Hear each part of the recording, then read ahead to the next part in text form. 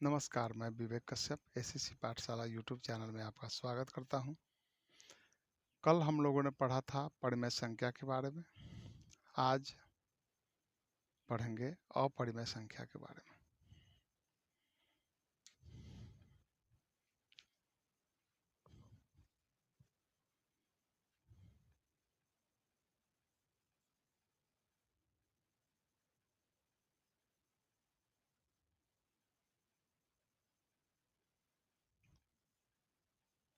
अपरिमेय संख्या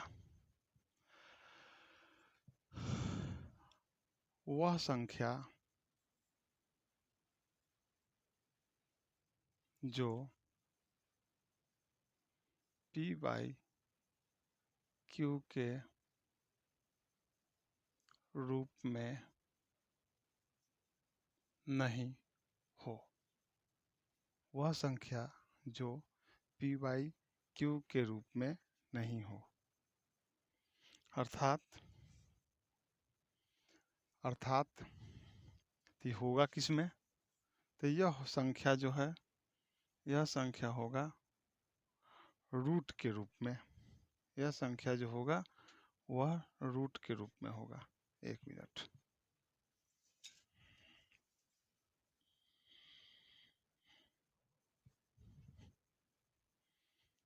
यह संख्या जो होगा किसमें होगा? रूट के रूप में होगा। जैसे रूट 2, रूट 3, रूट 4। इसके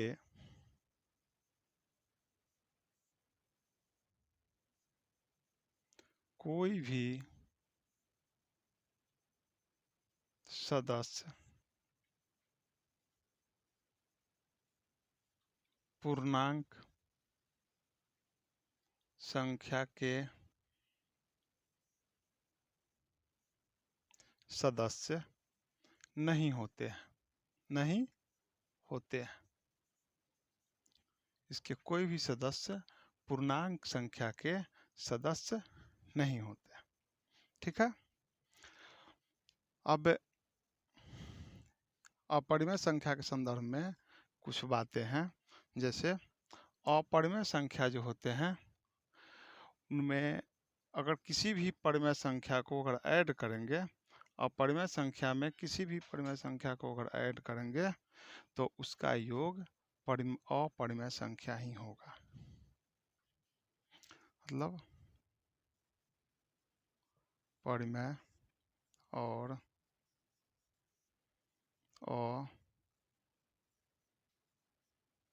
अपरिमेय संख्या का योग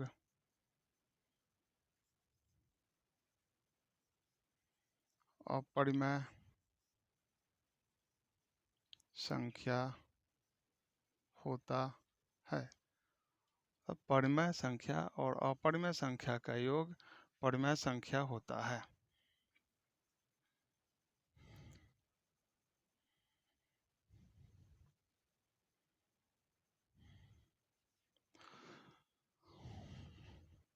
दूसरा, दो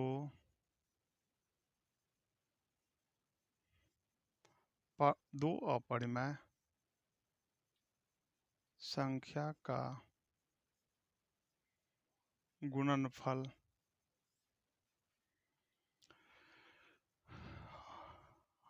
अपरिमेय हो भी सकता है,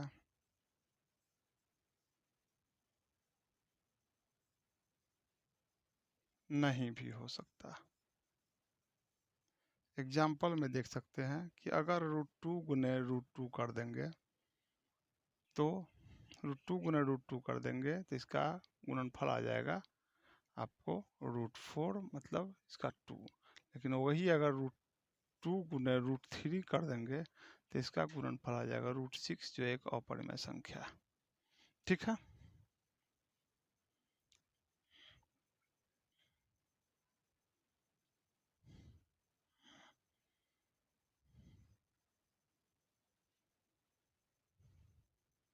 एक से अधिक अपरिमेय संख्या का एक से अधिक एक से अधिक अपरिमेय संख्या का LCM परिमेय या अपरिमेय में से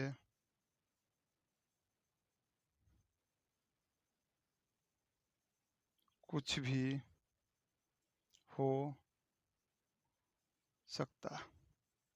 एक से अधिक अपरिमेय संख्या का LCM परिमेय या अपरिमेय में से कुछ भी हो सकता है। देख सकते हैं आप लोग।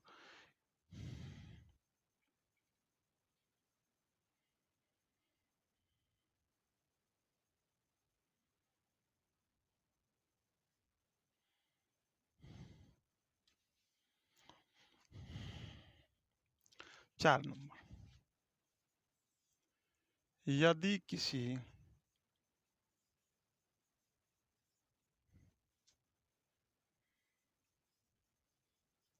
परिमेय संख्या में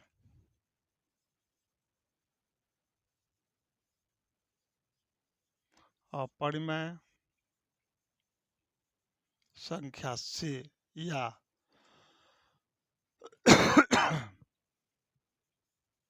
किसी अपरिमेय संख्या में परिमेय संख्या से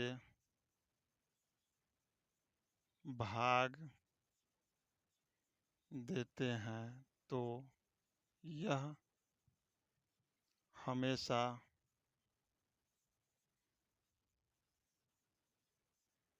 अपरिमेय ही होगा।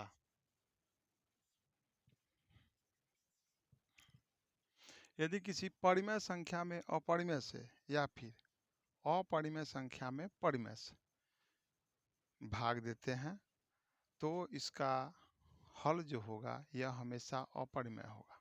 ठीक है। नेक्स्ट है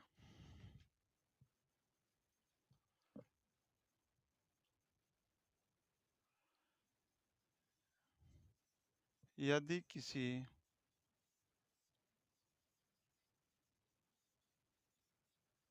अपरिमेय संख्या तथा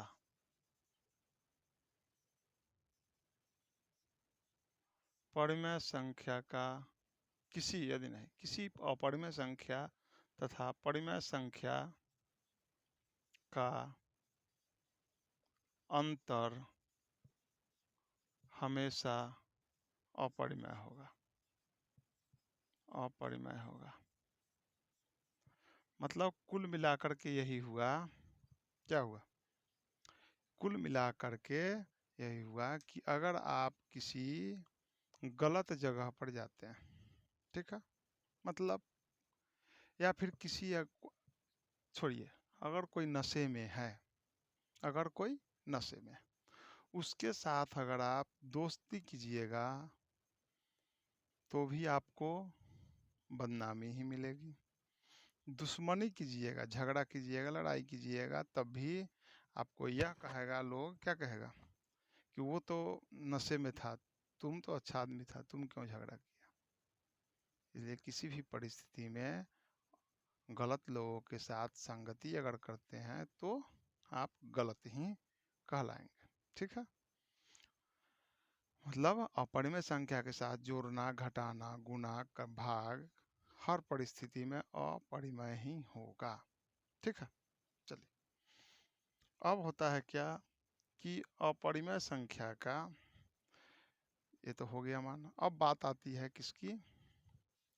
ये 22/7, 22/7 और पाई, ये दोनों, पाई का मान 22/7 माना जाता है, लेकिन यह कहा जाता है कि 22/7 जो है एक परिमेय संख्या जबकि पाई अपरिमेय संख्या है। यह कैसे? आपको पता है कि 22/7 जो है एक परिमेय संख्या है, लेकिन यह पाई का एग्जैक्ट मान नहीं है, पाई का पूर्ण रूपेण मान नहीं है। दशमलव रूप हमेशा अशांत अनावर्ती होता है, अनावर्ती होता है। मतलब अनावर्ती, अशांत अनावर्ती मतलब नॉन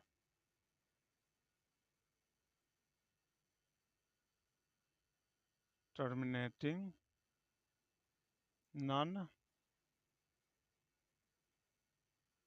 रिपीटिंग होता है।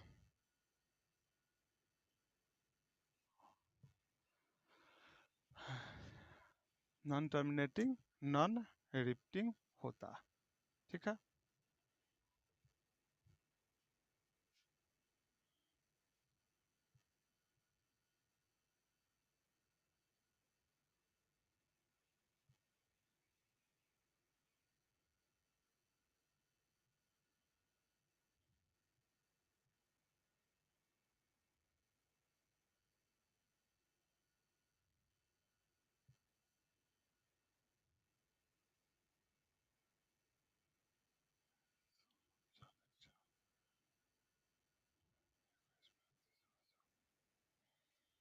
एग्जाम्पल,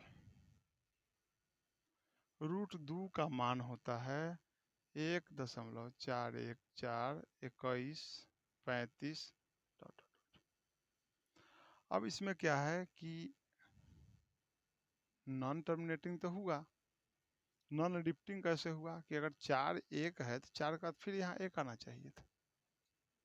बात समझ में आया? पाई का मान जो है अभी सबसे प्रचलित जो है वो है 3.14159, 14159। हालांकि यह जॉन विलियम के द्वारा 1706 ईस्वी में मान दिया गया था, जो माना जाता है, लेकिन उससे पहले इसी मान को रामानुजम दिए थे, रामानुजम।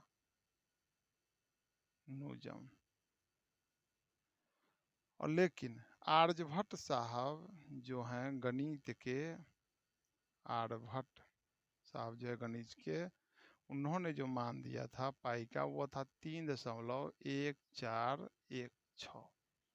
अब देखिए 22/7 का भी मान जो आता है कितना आता है? 3.142857। रामानुजम साहब जो दिए यह भी मान आया उतना ही। 1706 ईस्वी में जॉन विलियम जो दिए वह भी मान था, जिसमें 5 दशमलव के बाद 2 अंक तक 1 4 ही आया। अर्थात हम यह कह सकते हैं कि 3.14 जो है 22/7 का डज नॉट इक्वल टू मान है। 22/7 का मान तो है लेकिन लगभग में बराबर है, लगभग में हिलते डुलते बराबर है। ठीक है। आज इन्हीं सब शब्दों के साथ आज का हम सेशन समाप्त करते हैं। अगर आपको यह क्लास कैसा लगा कमेंट में बताइएगा। चैनल को सब्सक्राइब कीजिए और बेल आइकन को दबाना मत भूलिएगा। वीडियो शेयर कीजिए, वीडियो को लाइक कीजिए। बस, बहुत बहुत धन्यवाद।